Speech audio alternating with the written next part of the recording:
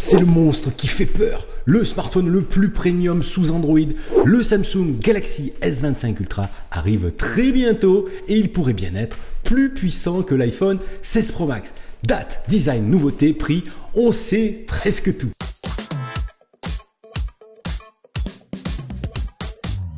Salut à tous, c'est Giga Content, j'espère que vous allez bien, j'espère que tu vas bien. Si tu es nouveau sur la chaîne, sois le bienvenu. S'il y a bien un smartphone qui me ferait quitter mon iPhone 16 Pro Max, c'est bien ce fameux Galaxy S25 Ultra. Et oui les amis, sa sortie, c'est pour bientôt. Allez, on en parle tout de suite, on crève l'abcès. On attend la gamme des Galaxy S25 en janvier 2025. Si tout va bien, c'est demain ou presque. Et on en sait déjà beaucoup sur le futur fleuron du géant coréen. Et je vous le dis tout de suite, c'est du lourd, du brutal, du sérieux. Enfin, il y a quand même un doute et je vous en parle juste après. Je me dis d'ailleurs que je pourrais bien quitter mon iPhone 16 Pro Max que je loue chez Nextmobile, je vous le rappelle, pour changer et passer au Galaxy S25 Ultra. Je sais pas, j'hésite, je me tâte. Au passage, plus d'infos sur la location de smartphone avec un code promo, rien que pour toi, dans la description. Allez, si toi bien installé, bien hydraté, on va commencer par le design qui a fuité évidemment.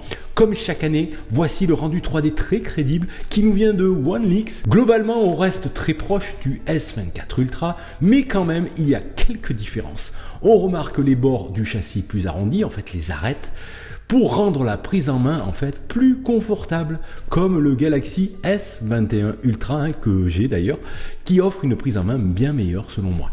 Et ce qui ne se voit pas à l'image, c'est en fait la finesse du châssis. Et oui, ultra fin, c'est facile.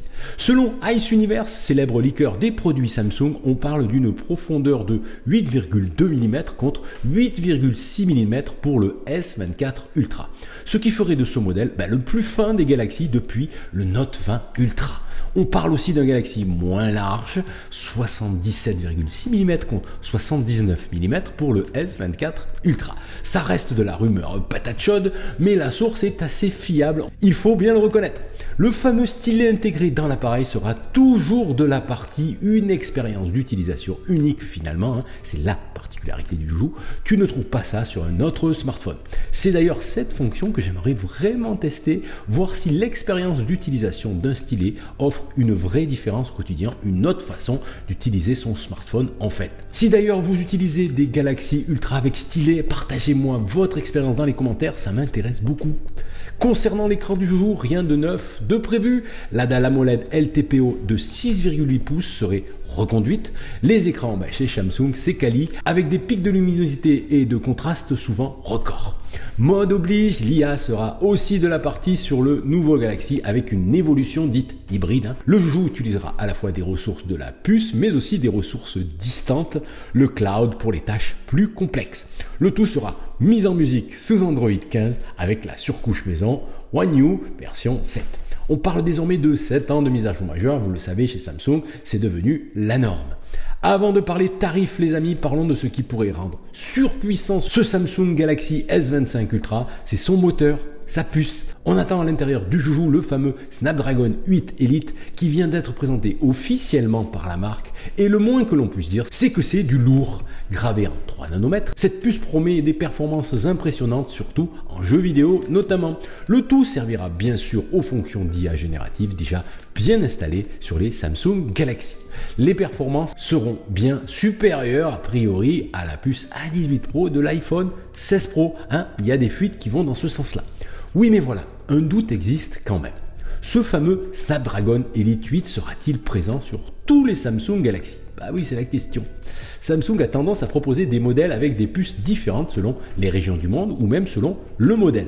Et mettre aussi en avant son fameux Exynos 2005, la dernière puce maison. Le problème, c'est que les puces Samsung n'offrent pas les mêmes performances et surtout les mêmes autonomies. Et ça chauffe pas mal les amis, du coup ça a des implications.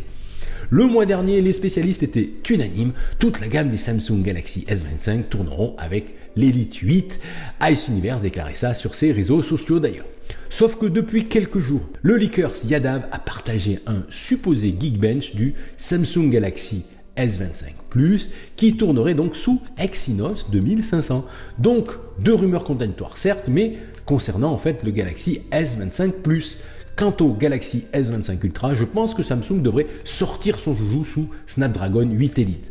Peut-être que les modèles S25 et S25 Plus ne seront pas logés à la même enseigne en 2025. La puce serait donc épaulée par du muscle côté RAM, 12 ou 16 Go selon les versions des Galaxy S25 Ultra. Les muscles, c'est important pour l'IA générative, pour faire tourner les fonctions qui font le succès de la gamme.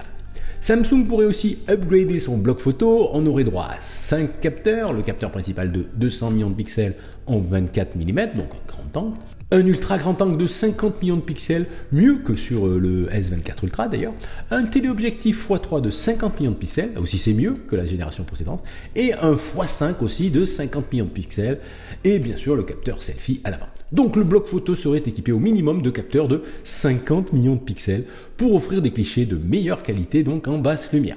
À voir si cette montée en pixels est efficace, nous verrons sur le terrain.